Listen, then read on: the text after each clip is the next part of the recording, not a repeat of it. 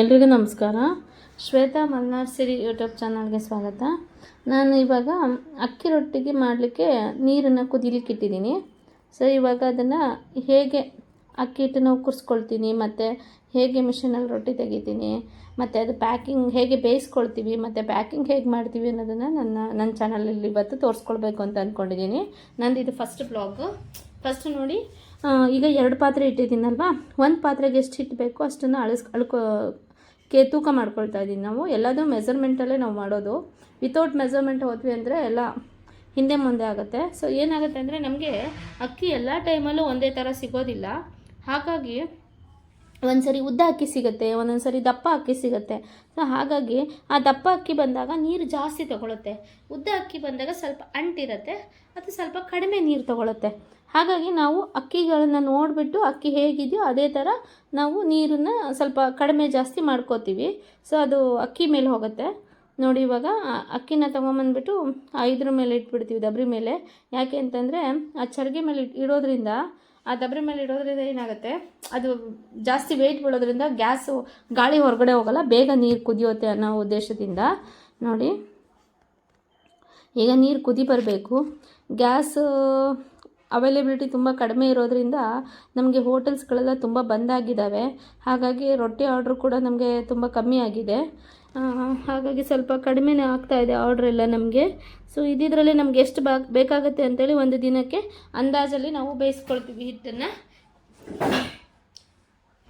ಯಾಕಂದರೆ ಈಗ ಆಲ್ರೆಡಿ ನಾವು 4 ಇಯರ್ಸ್ ಆಗಿರೋದ್ರಿಂದ ನಮಗೆ ಒಂದು ದಿನಕ್ಕೆ ಇಷ್ಟು ಬೇಕಾಗ್ಬೋದು ಅನ್ನೋದು ಒಂದು ಐಡಿಯಾ ಇರುತ್ತೆ. ಹಾಗಾಗಿ ಇವಾಗ ನಮಗೆ 2 ಪಾತ್ರೆ ಅಕ್ಕಿ ಹಿಟ್ಟು, ಒಂದು ಸಣ್ಣ ಪಾತ್ರೆಯಲ್ಲಿ ಒಂದು ದೊಡ್ಡ ಪಾತ್ರೆಯಲ್ಲಿ ಅಕ್ಕಿ ಹಿಟ್ಟು ಸಾಕು ಅಂತ ಅಂದ್ಕೊಂಡು ಅಷ್ಟರಲ್ಲೇ ನಾವು ಬೇಯಿಸ್ಕೊಳ್ತಾ ಇದ್ದೀವಿ. ಈಗ ಹಿಟ್ಟು ಹಾಕಿದ್ದೀವಿ ನೋಡಿ. ಹಿಟ್ಟು ಹಾಕ್ಬಿಟ್ಟು ಅದು ಚೆನ್ನಾಗಿ ಕುದು ಬಂದು ಮೇಲೆಲ್ಲ ಹಿಟ್ಟು ಬರಬೇಕು. ಆ ಥರ ಚೆನ್ನಾಗಿ ನೀರು ಬರೋವಾಗಿ ಉಕ್ಕರಿಸ್ಕೊಂಡ್ಬಿಟ್ರೆ ನಮಗೆ ಏನಾಗುತ್ತೆ, ಹಿಟ್ಟು ಮೆತ್ತಗೆ ಸ್ಮೂತಾಗಿ ಬರುತ್ತೆ. ಹಾಗಾಗಿ ಈ ಥರ ಉಕ್ಕರಿಸ್ಕೊಳ್ತಾ ಇದ್ದೀವಿ ನೋಡಿ. ಅದನ್ನು ಒಂದು ಸೌಟ್ ತೊಗೊಂಡು, ದೊಡ್ಡದು ಸೌಟ್ ಆಗಬೇಕು. ಚಿಕ್ಕ ಸೌಟಲ್ಲೆಲ್ಲ ಇಷ್ಟು ದೊಡ್ಡದು ಮಾಡಲಿಕ್ಕೆ ಆಗಲ್ಲ ನಮಗೆ. ಹಾಗಾಗಿ ದೊಡ್ಡ ಸೌಟಲ್ಲಿ ಚೆನ್ನಾಗಿ ಮಗ್ಚ್ಕೊಳ್ತೀವಿ ಹಿಟ್ಟನ್ನು. ಚೆನ್ನಾಗಿ ಮಗ್ಚ್ಕೊಳ್ಬೇಕಂದ್ರೆ ಹಿಟ್ಟು ಎಲ್ಲೆಲ್ಲೂ ಹಿಟ್ಟು ಕೂಡ ಕಾಣಿಸ್ಬಾರ್ದು. ಎಷ್ಟು ನೀಟಾಗಿ ಮಗ್ಚ್ಕೊಳ್ತೀವಿ ಅಷ್ಟು ನೀಟಾಗಿ ರೊಟ್ಟಿ ಇರಬೇಕು. ನೀಟಾಗಿ ರೊಟ್ಟಿ ಸ್ಮೂತಾಗಿ ಬರುತ್ತೆ. ಈಗ ನೋಡಿ, ಮಗ್ಚ್ಕೊಳ್ತಾ ಇದ್ದೀನಿ. ಫುಲ್ಲು ನೀಟಾಗಿ ಮಗ್ಚ್ಕೊಳ್ಬೇಕು. ಯಾಕಂದರೆ ಸಂದಿಯಲ್ಲಿ ಜಾಸ್ತಿ ಉಳಿಯೋದು ಜಾಸ್ತಿ. ಯಾಕಂದರೆ ಇದೆಲ್ಲ ಅನುಭವದ ಮಾತಲ್ವಾ, ನಾವು ಚೆನ್ನಾಗಿ ಅನುಭವ ಇರೋದ್ರಿಂದನೇ ನಾವು ಹೇಳ್ತಾ ಇರೋದು. ನೀಟಾಗಿ ನಾನು ಹೇಗೆ ಉಕ್ಕರಿಸ್ಕೊಳ್ತಿದ್ದೀನೋ ಅದೇ ಥರ ಉಕ್ಕರಿಸ್ಕೊಳ್ಬೇಕು. ಆವಾಗ ಏನಾಗುತ್ತೆ, ರೊಟ್ಟಿ ತುಂಬ ಸ್ಮೂತಾಗಿ ಚೆನ್ನಾಗಿ ಬರುತ್ತೆ ನೋಡಿ. ನಾನು ಹೇಗೆ ಉಕ್ಕರಿಸ್ತೀನೋ ನಮ್ಮ ವರ್ಕರ್ಸು ಕೂಡ ಹಾಗೆ ಉಕ್ಕರಿಸ್ತಾರೆ.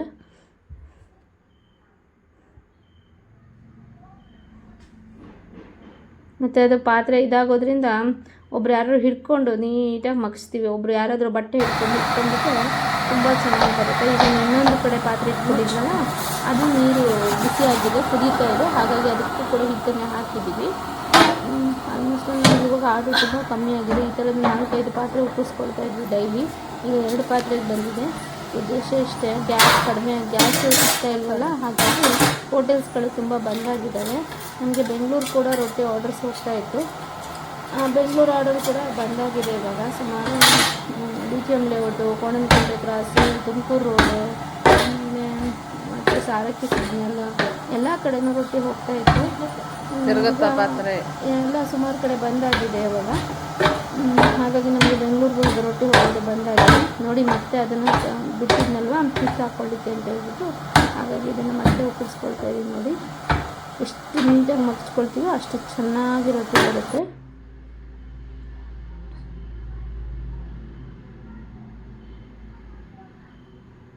ಎಷ್ಟು ಚೆನ್ನಾಗಿ ಮಗ್ಚ್ಕೊಳ್ತಾ ಇದ್ದೀನಿ ನೋಡಿ. ಅದು ಸುತ್ತ ಮಗ್ಚ್ಕೊಳ್ಬೇಕು, ಎಲ್ಲೂ ಕೂಡ ನೀರಿನ ಅಂಶ ಅನ್ನೋದು ಉಳಿಬಾರ್ದು. ಈಗ ಇನ್ನೊಂದು ಪಾತ್ರೆಯಲ್ಲಿ ಇತ್ತಲ್ವ, ಅದನ್ನು ಕೂಡ ಉಕ್ಕರಿಸ್ಕೊಳ್ತಾ ಇದ್ದೀವಿ. ಇದು ಒಬ್ಬರು ಕೈಯಲ್ಲಿ ಆಗೋ ಕೆಲಸ ಅಲ್ಲ, ಇಬ್ಬರು ಯಾರಾದರೂ ಹೆಲ್ಪಿಗೆ ಬೇಕೇ ಬೇಕು ನೋಡಿ. ಈಗ ಉಕ್ಕರಿಸಿರೋದು ರೆಡಿಯಾಗಿದೆ ಯಾವ ಥರ ಅಂತ ನೋಡಿ. ನೀಟಾಗಿ ಉದುರಾಗಿ ಫುಲ್ಲು ರೆಡಿಯಾಗಿದೆ. ನಾವೇನು ಮಾಡ್ತೀವಿ, ಅದು ಉಕ್ಕರಿಸಿ ಆದಮೇಲೆ ಸ್ವಲ್ಪ ಹೊತ್ತು ಮುಚ್ಚಿಟ್ಬಿಡ್ತೀವಿ. ಅದು ಯಾಕೆ ಅಂದರೆ ಚೆನ್ನಾಗಿ ಹಬೆಯಲ್ಲೇ ಬೆಂದ್ಕೊಂಬಿಡಲಿ, ಒಳಗಡೆ ಚೆನ್ನಾಗಿ ಬಿಸಿ ಇರುತ್ತಲ್ವ, ಆ ಬಿಸಿಯಲ್ಲೇ ಆ ಹಿಟ್ಟು ಮತ್ತೆ ಇನ್ನೊಂದು ಸ್ವಲ್ಪ ಚೆನ್ನಾಗಿ ಒದಗಿ ಬರಬೇಕು. ಹಾಗಾಗಿ ಅದನ್ನೇನು ಮಾಡ್ತೀವಿ, ಇನ್ನೊಂದು ಸರಿ ಮುಚ್ಚಿಬಿಟ್ಟು ಹಾಗೆ ಬಿಟ್ಬಿಡ್ತೀವಿ ಒಂದು 5-10 ನಿಮಿಷ. ಆವಾಗ ಹಿಟ್ಟು ಚೆನ್ನಾಗಿ ಬೆಂದ್ಕೊಂಬಿಡುತ್ತೆ, ಒಳಗಡೆ ಬಿಸಿ ಇರುತ್ತಲ್ವ, ಅದೇ ಇದರಲ್ಲಿ ಚೆನ್ನಾಗಿ ಬೆಂದ್ಕೊಂಬಿಡುತ್ತೆ. ಇದು ಸ್ವಲ್ಪ ಹಿಟ್ಟು, ಹಾಗಾಗಿ ಚಿಕ್ಕ ಪಾತ್ರೆ ಇಟ್ಕೊಂಡಿದ್ದೀವಿ ಸ್ವಲ್ಪ. ಯಾಕಂದರೆ ಒಂದು ನಾವೇನು ಮಾಡ್ತೀವಿ, ಅದು 20 kg ಪಾತ್ರೆ ಆಗಿರೋದ್ರೆ 20 kgಗಿಂತ ಜಾಸ್ತಿ ಹಿಟ್ಟು ಕುರ್ಸೋಕ್ಕೆ ಹೋಗಲ್ಲ ನಾವು. ಇದರಲ್ಲಿ ಇದು 10 kg ಪಾತ್ರೆ, ಇದರಲ್ಲಿ ಈಗ 5 kg ಹಿಟ್ಟು ಕುರ್ಸ್ಕೊಳ್ತಾ ಇದ್ದೀವಿ. ನಾವು ಎಷ್ಟು ನೀಟಾಗಿ ಮಗ್ಚ್ಕೊಳ್ತೀವೋ ಅಷ್ಟು ಚೆನ್ನಾಗಿ ಹಿಟ್ಟು ಬರುತ್ತೆ. ಇದು ಗುಟ್ಟು ಇಷ್ಟೇ, ಹಿಟ್ಟು ಮಗ್ಚ್ಕೊಳ್ಳುವಾಗ ಚೆನ್ನಾಗಿ ಹಿಟ್ಟು ಬೆಂದಿರಬೇಕು. ಮತ್ತು ಏನಾಗುತ್ತೆ ಅಂದರೆ ಹಿಟ್ಟು ಕೈಗೆ ಹಾಕ್ಕೊಂಡ್ರೆ ಅಂಟಬಾರ್ದು, ಆ ಥರ ಇರಬೇಕು. ನೋಡಿ ಈಗ ಹಿಟ್ಟು ಒಕ್ಕರಿಸಿ ರೆಡಿ ಆಗಿದ್ದೀನಿ, ಅದನ್ನು ಮುಚ್ಚಿಟ್ಟಿದ್ದೀವಿ. ಈಗ ಇದು ನಾದೋ ಮಿಷನ್ ನಮ್ಮದು, ಎಲ್ಲರದ್ದು ನಾದೋ ಮಿಷನ್ ಇರೋಂಗೆ ನಮ್ಮದಿಲ್ಲ. ಇದು ಚೆನ್ನಾಗಿ ನಾದ್ಬಿಟ್ಟು ಹೊರಗಡೆ ಹಾಕತ್ತೆ. ಮೇಲ್ಗಡೆಯಿಂದ ಉಕ್ಕರಿಸಿರೋ ಹಿಟ್ಟನ್ನು ಹಾಕ್ತೀವಿ, ಅದು ಈ ಕಡೆ ಈ ಥರ ಶೀಟಾಗಿ ಬರುತ್ತೆ. ಇದನ್ನೇನು ಮಾಡ್ತೀವಿ, ಬಿಸಿ ಬಿಸಿ ಇರೋದ್ರಿಂದ ನೀಟಾಗಿ ಪ್ಲೇಟಲ್ಲಿ ಹಾಕ್ಕೊಳ್ತೀವಿ. ಪ್ಲೇಟಲ್ಲಿ ಹಾಕ್ಕೊಂಡು ಜಸ್ಟ್ ಸ್ವಲ್ಪ ತಣ್ಣಗಾಯ್ತು ಅಂದಮೇಲೆ ತೆಗೆದ್ಬಿಟ್ಟು ಹಾಕ್ಕೋತೀವಿ. ಈಗ ನೋಡಿ ನಮ್ಮ ವರ್ಕರ್ ಒಬ್ಬರು ತೆಗಿತಾ ಇದ್ದಾರೆ ರೊಟ್ಟಿನ, ಜೋಳದ ರೊಟ್ಟಿ ಇದು ತೆಗಿತಾ ಇದ್ದಾರೆ ಮಿಷನಿಂದ. ಈಗ ರೊಟ್ಟಿ ನೋಡಿ ಬೇಯಿಸ್ಕೊಳ್ತಾ ಇದ್ದೀವಿ. ನಾವು ರೊಟ್ಟಿನ ಹಾಫ್ ಬಾಯ್ಲು ಮಾಡ್ತೀವಿ ಮತ್ತು ಫುಲ್ ಬಾಯ್ಲ್ ಕೂಡ ಮಾಡ್ತೀವಿ. ಹೋಟೆಲ್ಸ್ಗೆಲ್ಲ ಆದರೆ ನಾವು ಹಾಫ್ ಬಾಯ್ಲ್ ಮಾಡಿ ಕೊಡ್ತೀವಿ, ಅವ್ರು ಇನ್ನೊಂದು ಸರಿ ಬಿಸಿ ಮಾಡಿಬಿಟ್ಟು ಕೊಡ್ತಾರೆ. ಹಾಗಾಗಿ ಅಲ್ಲಿ ಕಸ್ಟಮರ್ಸ್ಗೆ ಫ್ರೆಶ್ನೆಸ್ ಹಾಗೆ ಉಳ್ಕೊಂಡಿರುತ್ತೆ. ಫಂಕ್ಷನ್ ಆರ್ಡರ್ಸ್ ಎಲ್ಲ ಬರುತ್ತಲ್ಲ, ಅವ್ರಿಗೆ 1500 ಈ ಥರ ಎಲ್ಲ ಆರ್ಡರ್ ಇರುತ್ತೆ. ಫಂಕ್ಷನಲ್ಲಿ ಬಿಸಿ ಮಾಡಲಿಕ್ಕೆ ಆಗೋದಿಲ್ಲ, ಹಾಗಾಗಿ ಅದನ್ನು ಫುಲ್ ಬಾಯ್ಲ್ ಮಾಡಿ ಸ್ವಲ್ಪ ಬಿಸಿ ಬಿಸಿ ಇರೋ ಪ್ಯಾಕ್ ಮಾಡಿ ಕೊಡ್ತೀವಿ. ಆ ಕಸ್ಟಮರ್ 1 hour 2 ಅವರಲ್ಲಿ ಅವ್ರಿಗೆ ರೀಚ್ ಆಗೋದ್ರಿಂದ ಅದು ಬಿಸಿ ಬಿಸಿ ಹಾಗೆ ಉಳ್ಕೊಂಡಿರುತ್ತೆ.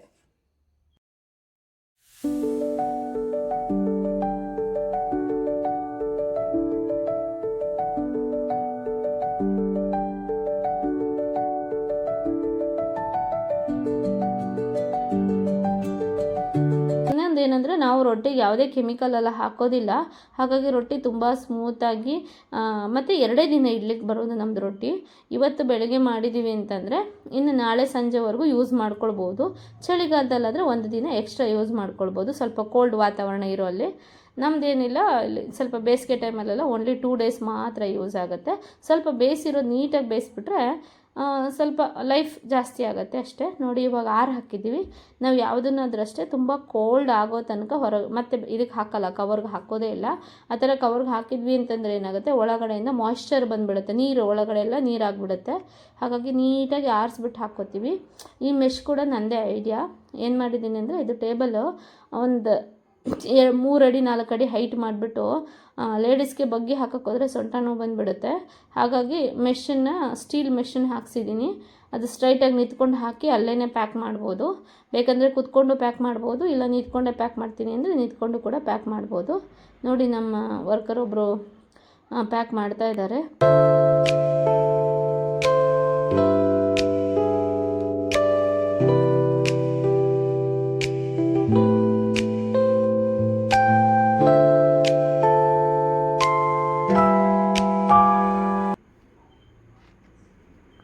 ಈಗ ನಮ್ಮದು ಜೋಳದ ರೊಟ್ಟಿ ಎಲ್ಲ ಬೇಗ ಮುಗ್ದೋಗುತ್ತೆ. ಅಕ್ಕಿ ರೊಟ್ಟಿ ಜೋಳದ ರೊಟ್ಟಿ ಮಾಡಿಬಿಟ್ಟು ಬೇಗ ಮುಗ್ದೋಗುತ್ತೆ.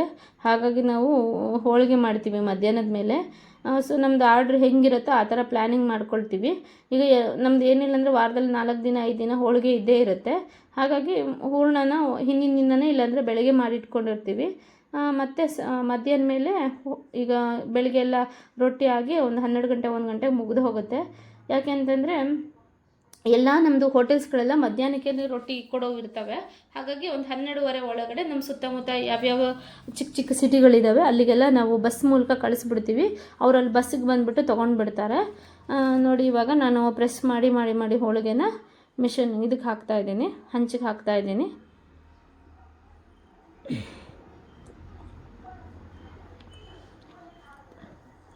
ಇದಕ್ಕೂ ಕೂಡ ಅಷ್ಟೇ, ನಮ್ಮ ಹೋಳಿಗೆ ಮಿಷನ್ಗೆ ಆ ಮಿಷನ್ಗೆ ತಕ್ಕಂಗೆ ಹೋಳಿಗೆನೂ ಸ್ಮೂತಾಗಿರಬೇಕು, ಮತ್ತು ಮಿಷನಲ್ಲಿ ನಾವು ಪ್ರೆಸ್ ಮಾಡಿದ್ರೆ ನೀಟಾಗಿ ಹೋಳಿಗೆನೂ ಬರಬೇಕು.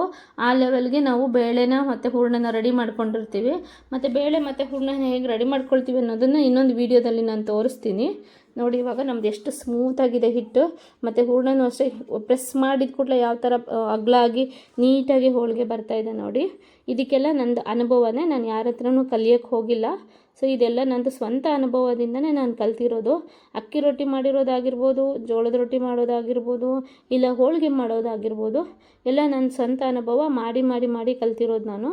ಯಾವುದನ್ನು ಒಂದೇ ದಿನಕ್ಕೆ ನನಗೆ ಬಂದಿಲ್ಲ. ನನಗೆಲ್ಲ ಕಸ್ಟಮರ್ಸ್, ನನ್ನ ಯಾರ್ಯಾರು ಕಸ್ಟಮರ್ಸ್ ಇದ್ದಾರೆ ಅವರೆಲ್ಲ ನನಗೆ ತುಂಬ ಸಪೋರ್ಟ್ ಮಾಡಿ, ಅಂದರೆ ಅವ್ರ ಒಳ್ಳೆ ಆರ್ಡರ್ ಕೊಟ್ಟಿರೋದಕ್ಕೆ ನನಗೆ ದಿನ ದಿನ ಇಂಪ್ರೂವ್ ಮಾಡಿಕೊಂಡು ಇವಾಗ ಒಂದು ಒಳ್ಳೆ ಟೇಸ್ಟ್ ಹಂತಕ್ಕೆ ತೊಗೊಂಡು ಬಂದಿಟ್ಟಿದ್ದೀನಿ. ತುಂಬ ನನಗೆ ಹೆಮ್ಮೆ ಇದೆ ಅದ್ರ ಬಗ್ಗೆ ನನಗೆ. ಈಗ ನಮ್ಮದು ಬೇಳೆ ಹೋಳಿಗೆ ಮಾಡ್ತಾ ಇರೋದು ತುಂಬ ಚೆನ್ನಾಗಿ ಬರುತ್ತೆ. ನಮ್ಮದು ಬೇಳೆ ಹೋಳಿಗೆ ತಿನ್ನಲಿಕ್ಕೂ ಅಷ್ಟೇ ಟೇಸ್ಟಿಯಾಗಿರುತ್ತೆ. ನಾವು ಮತ್ತು ಬೆಲ್ಲ ಜಾಸ್ತಿ ಹಾಕಿರಬೇಕು, ಅದರಲ್ಲಿ ಉಳಿಸ್ಬೇಕು ಅಂತ ಬೆಲ್ಲ ಕಮ್ಮಿಗೆ ಏನು ಹಾಕೋದಿಲ್ಲ. ನಾವು ಮನೇಲಿ ಹೇಗೆ ಮಾಡ್ತೀವೋ ಹಾಗೆ 1 kg ಬೇಳೆಗೆ 1.5 kg ಇಲ್ಲ 1.25 kg ಬೆಲ್ಲ ಹಾಕ್ತೀವಿ. ಹಾಗಾಗಿ ಏನಾಗುತ್ತೆ, ಒಂದು ಟೇಸ್ಟ್ ಮೇಂಟೈನ್ ಆಗುತ್ತೆ. ಅತ್ಲಾಗೆ ಜಾಸ್ತಿ ಸ್ವೀಟು ಅಲ್ಲ, ಜಾಸ್ತಿ ಕಡಿಮೆ ಚಪ್ಪೆನೂ ಆಗೋದಿಲ್ಲ, ಕಡಿಮೆ ಸ್ವೀಟು ಆಗೋದಿಲ್ಲ. ಆ ಥರ ನಾವು ಹೋಳಿಗೆನ ಮಾಡ್ತೀವಿ. ತುಂಬ ಚೆನ್ನಾಗಿ ಬರುತ್ತೆ. ಕಸ್ಟಮರ್ ಕೂಡ ತುಂಬ ಇಷ್ಟಪಟ್ಟು ತೊಗೊಂಡೋಗಿ ತಿಂತಾರೆ. ನಮಗೆ ಏನಿಲ್ಲ ಅಂದರೆ ಮಿನಿಮಮ್ 100, 200, 1000, 500, 600 ಈ ಥರ ಆರ್ಡ್ರ್ ಇರುತ್ತೆ. 1000 ಇದ್ದರೂ ಕೂಡ ಪ್ಲ್ಯಾನ್ ಮಾಡಿಬಿಟ್ಟು ಬೆಳಗ್ಗೆ ಬೇಗನೆ ಅಕ್ಕಿ ನೋಡಿ. ಇವಾಗ ಹೋಳಿಗೆನೆಲ್ಲ ಪ್ಯಾಕ್ ಮಾಡ್ತಾಯಿದ್ದಾರೆ. ಎಷ್ಟು ನೀಟಾಗಿ ಪ್ಯಾಕ್ ಮಾಡ್ತಿದ್ದಾರೆ ನೋಡಿ.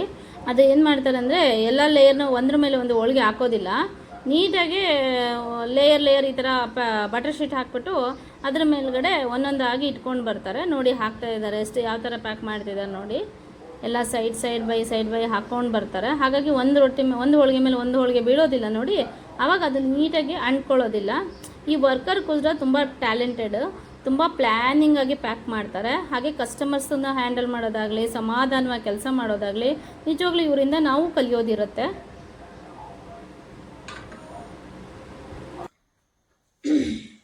ಎಲ್ರಿಗೂ ನಮಸ್ಕಾರ.